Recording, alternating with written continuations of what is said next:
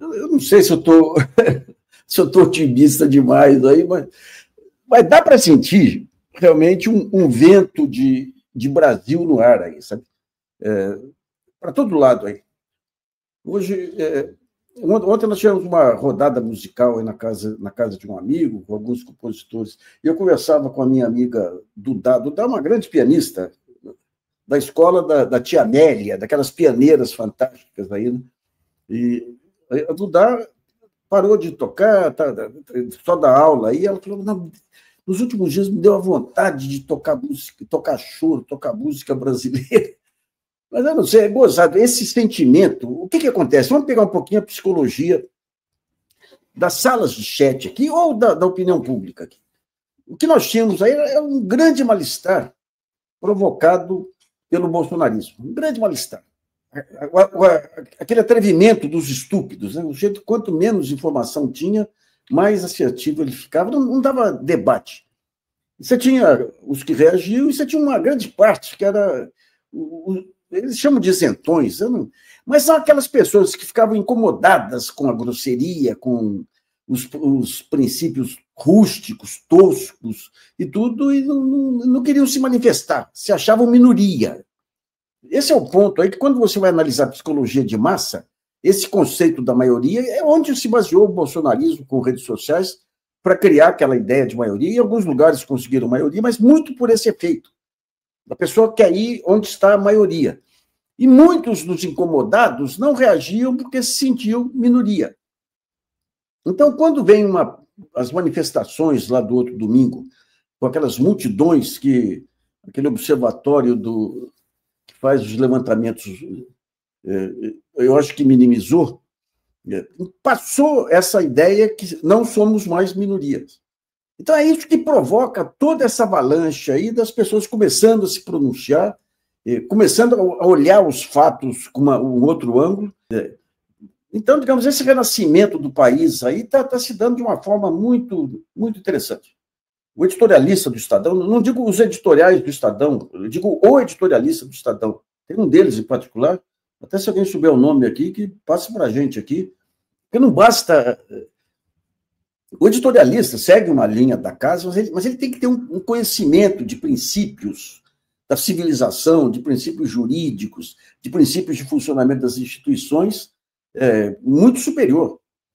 E isso aí ele fala hoje, aí, no Brasil prestes a se livrar dessa praga do bolsonarismo, o mesmo jornal, mas um outro editorialista, que em 2018 classificou a disputa entre o mais racional dos nossos administradores, o Fernando Haddad, contra o Bolsonaro, escolhendo o Bolsonaro como escolha difícil, uma coisa assim.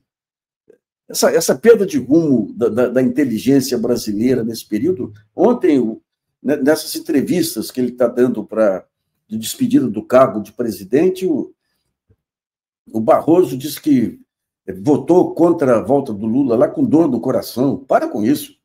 Criticou a Lava Jato, mas no começo eu apoiava a Lava Jato, foi só quando eles perderam o rumo. Não perderam o rumo, não. Desde o começo não tinha o rumo. O rumo era a conquista do poder aí. Só quando veio a Vaza Jato, que desnudou aquele jogo, inclusive eles falando do amigo Barroso lá, que caiu a ficha desse pessoal. A hipocrisia faz parte do jogo político aí, né? Faz parte do jogo político. Ali a cegueira de... É interessante isso. Eu vou pegar um outro tema que eu tenho abordado de vez em quando, que é um vício de pensamento do economista, do cientista político, do cientista social de uma maneira geral. Ele tende a ver a história sem rupturas. Então, se eu quero analisar uma questão econômica, eu pego os dados do passado, pego o presente e projeto o futuro.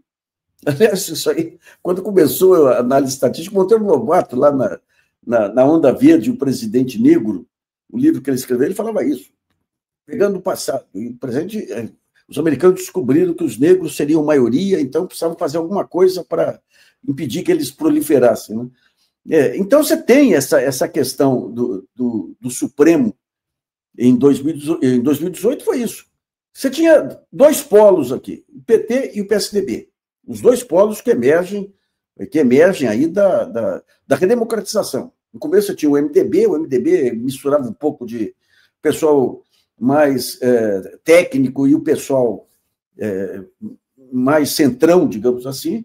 Daí esse pessoal mais técnico vai, forma o PSDB, consegue uma adesão da mídia, do Supremo, desses setores tecnocratas, digamos assim, sem desmerecimento do uso da palavra. Então, conseguem esse poder,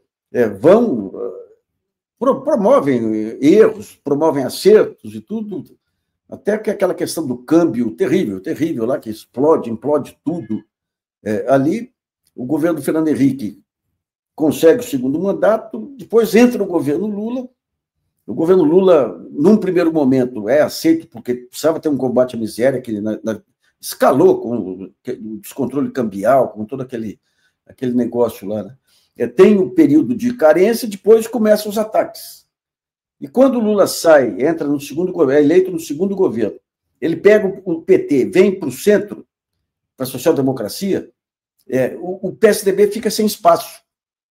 E daí você tem a morte do Covas, a morte do Montoro, que deixa o partido, Fernando Henrique já aposentado, deixa o partido nas mãos aí do Zé Serra e do Aécio Neves, né?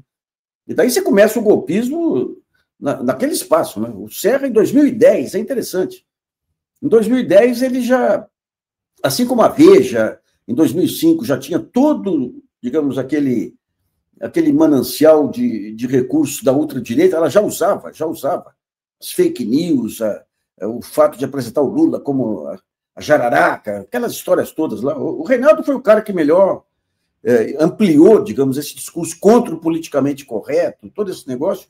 O Serra usa, em 2010, ele contrata um marqueteiro nipo-americano lá, que traz todos esses recursos, ainda em início, usando o X, então, que era o Twitter na época lá. Eu lembro dos ataques, você tinha vários personagens lá. E daí você tem a eleição da Dilma em 2010, 2014, jogam tudo. A Dilma estava bem desgastada, efetivamente, a economia estava começando a cair por conta da queda de preços de commodities, aí de um amplo boicote, aí com pautas bombas, a mídia dramatizando qualquer dado. Eu lembro, você teve um problema do tomate, problema de safra. Quebrou a safra, o tomate aumentou o preço. O Jornal Nacional, durante toda a semana, matérias dizendo que o Brasil voltou aos tempos da hiperinflação.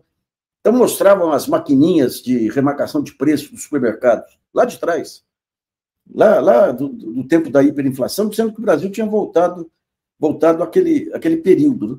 E quando a Dilma ganha novamente, lá, o PSDB olha, ela ganhou agora, o próximo candidato vai ser o Lula, daí você vem o golpe de toda maneira. E daí surge, nesse desarranjo geral, surge a família Bolsonaro aí, cercada de suspeitas de todos os lados, mas aceita por quê? Porque ia permitir os grandes negócios.